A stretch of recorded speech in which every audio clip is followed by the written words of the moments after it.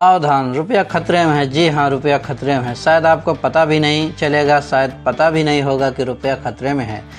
हमारे भारत का रुपया पूरी तरह से गिर रहा है और गिरने वाला है, लेकिन इससे होगा क्या? भारत का रुपया खतरे में क्यों है, आइए जानते हैं इस वीडियो में। पिछले साल 2021 में डॉलर की कीमत 71 रुपये था।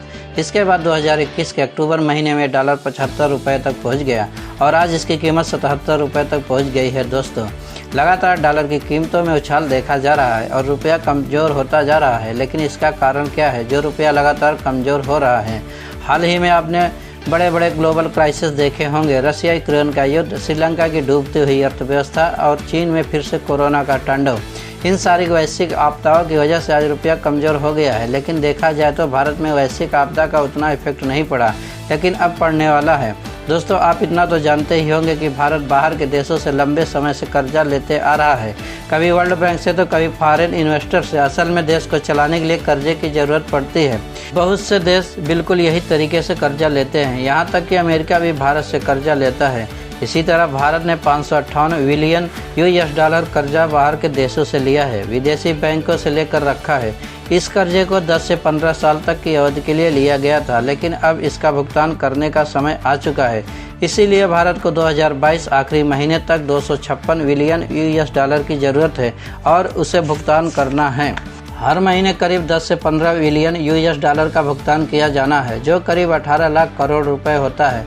सवाल यह उठता है कि भारत इतना बड़ा कर्ज चुकाएगा कैसे? उसका जवाब है फॉरेक्स रिजर्व। जी हाँ, अब भारत आज के समय में 632 बिलियन US का फॉरेक्स रिजर्व है। आसान भाषा में कहें तो भारत के पास 632 बिलियन US है, लेकिन ये पैसा आया कहाँ से?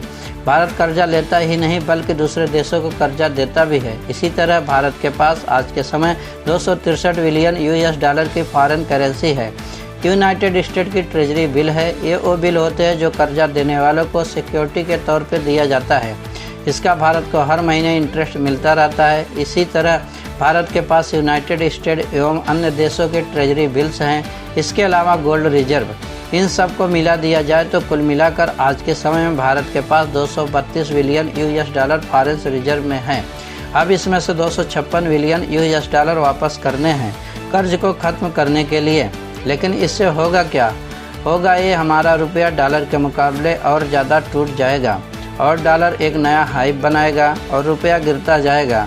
उम्मीद ऐसी ही लगाई जा रही है डॉलर की कीमत 86 रुपये क्रॉस कर सकता है। यह तो सिर्फ संभावना है, लेकिन एक्सपर्ट यह कह रहे हैं कि आंकड़ा बढ़ेगा। जो आज के तारीख में 77 रुपये, 76 रुपये, 75 रुपये चल रहा है डॉलर रुपया, ये बढ़ने ही वाला है, कम नहीं होने वाला है आने वाले समय में।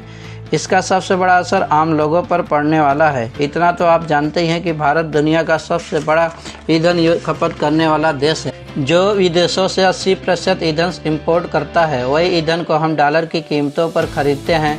उससे होगा ये, जैसे जैसे डॉलर बढ़ेगा ईंधन के दाम बढ़ते चले जाएंगे।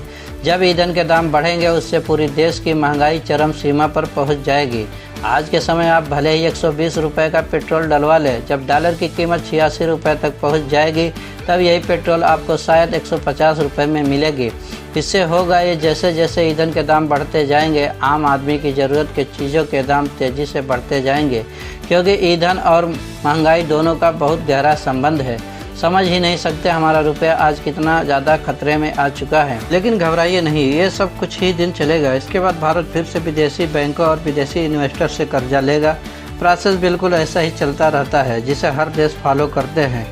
देश तो आज इसी फॉरेन एक्सचेंज रिजर्व की वजह से भारत भारी वैश्विक आपदाओं से बचा हुआ है। सोच के देखें तो यदि आज के समय भारत के पास फॉरेक्स एक्सचेंज रिजर्व नहीं होता तो हमारा हाल भी श्रीलंका जैसा होता, जहां महंगाई बढ़ गई है और लोग दो दो दानों के लिए भूखों मर रहे हैं। इसलिए आप एक काम कीजिए, इस वीडियो को जितना हो सके शेयर कीजिए, ताकि महत्वपूर्ण जानकारी सभी लोगों तक पहुंच जाए। लोगों को ये बात समझ में आ जाए कि ईंधन बचाना कितना ज़रूरी है, बेफजूल के खर्चों को रोकना भी कितना ज़रूरी है।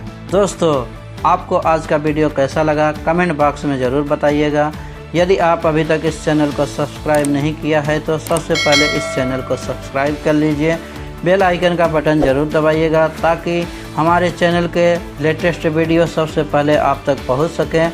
मिलते हैं अगले एक लेटेस्ट वीडियो के साथ, तब तक के लिए जय हिंद।